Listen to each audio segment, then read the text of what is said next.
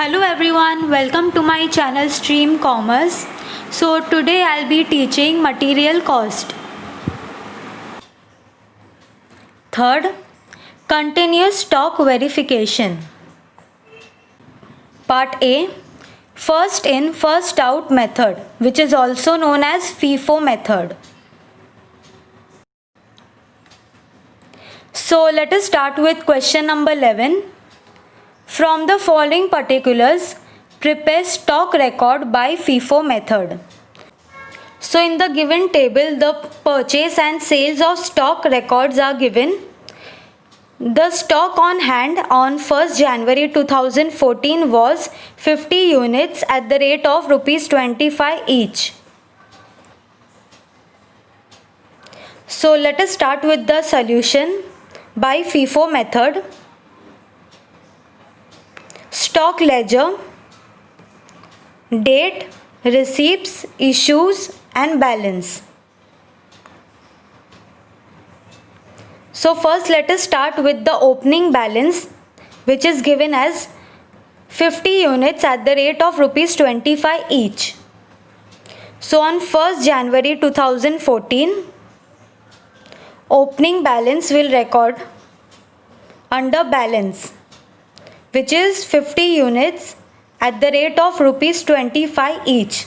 So the amount will be 1250. Next we'll start recording the information given in the table. On 4th January 2014, purchase units are given as 40 units and rate is given as 30. So we'll record it in stock ledger. On 4th January 2014, purchase, that means receipt. So units are given as 40 and price is given as 30. So the amount will be 1200. So we'll record the balance. So first we'll record the opening balance, which is given as 50 units. Price is given as 25 each and the total amount is 1250. Then we'll record the amount of stock that has been purchased, which is 40 units. Price is given as 30 and the total amount is 1200. Next, on 17th January 2014, transaction is given as purchase. Units are given as 60 and rate is given as 28. So we'll record it in stock ledger. On 17 January 2014, purchase is given. So the units are 60 and price is given as 28. So the total amount will be 1680. So we'll record under balance. So first we'll record the balance which we have recorded on 4th January. Which is 50 units, price is 25 units and total amount is 1250. Next we'll record 40 units, price is given as 30 and the value is 1200. Next we'll record the stock purchased on 17th January 2014, which is given as 60 units. Price is given as rupees 28 each and the total amount is 1680.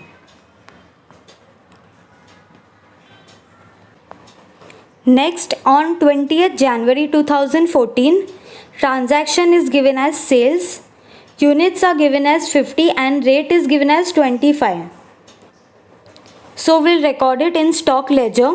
On 20th January 2014, so sales are given as 50 units. That means we need to sell 50 units from the balance of first lot at the rate of 25. So we'll record it 50 units, price is 25 and the total amount will be 1250. So we have utilized the first lot and we'll record the balance, which is 40 units, price is at the rate of 30 and the value will be 1200. Next is 60 units, price is 28 rupees each, and the total amount will be 1680. Next, on 22nd Jan 2014, transaction is given as purchase. Units are given as 80 and rate is given as rupees 29. So we'll record it in stock ledger. On 22nd January 2014, units are given as 80, price is given as rupees 29 each. So the total amount will be 2320.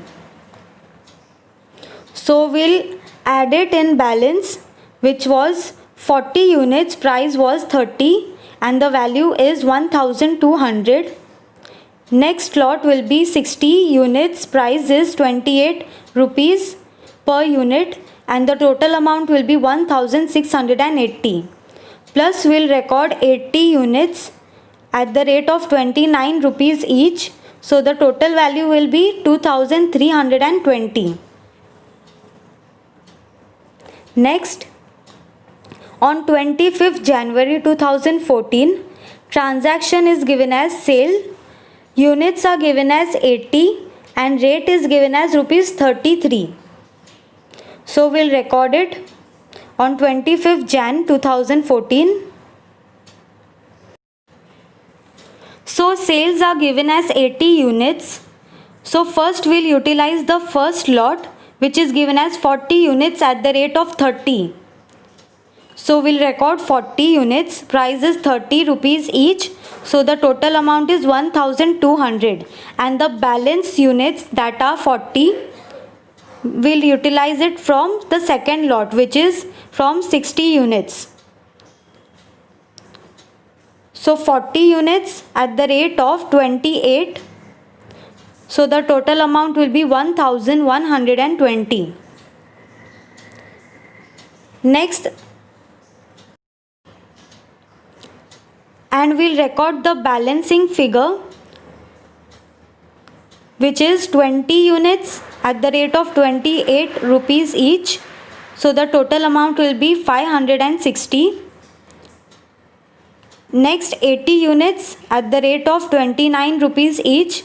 So the total amount will be 2320.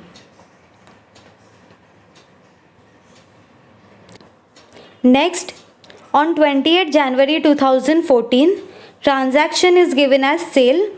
Units are given as 20 and rate is given as 34 rupees.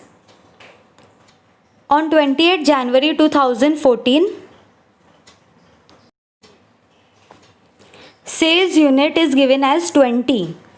So we'll utilize the first lot, 20 at the rate of 28 rupees. So we'll record price as rupees 28. So the total amount will be 560. Then we'll record the balancing figure, which is given as 80 units at the rate of rupees 29 each. So the total amount will be 2320.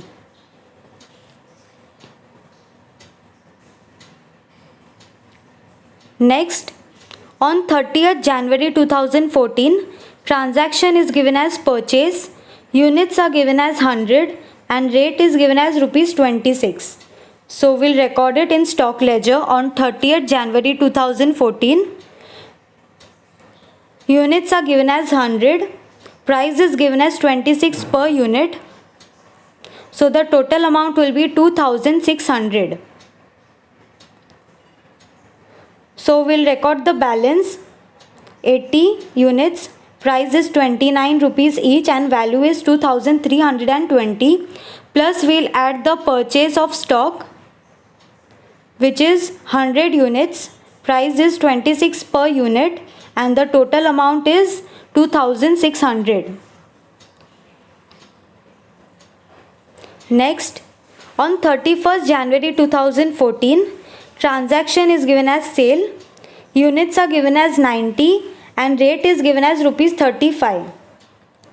So we'll record it on 31st January 2014.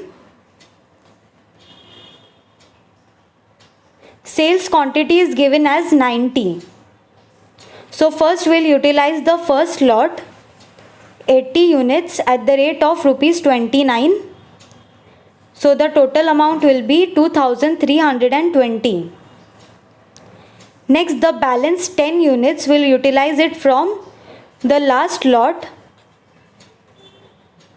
So units will be 10 at the rate of rupees 26.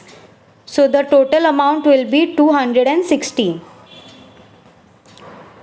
Then we'll record the balance,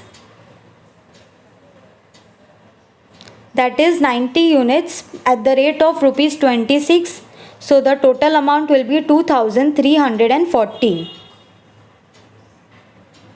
Therefore, the value of stock as on 31st January 2014 is 90 units at the rate of rupees 26, which is rupees 2340.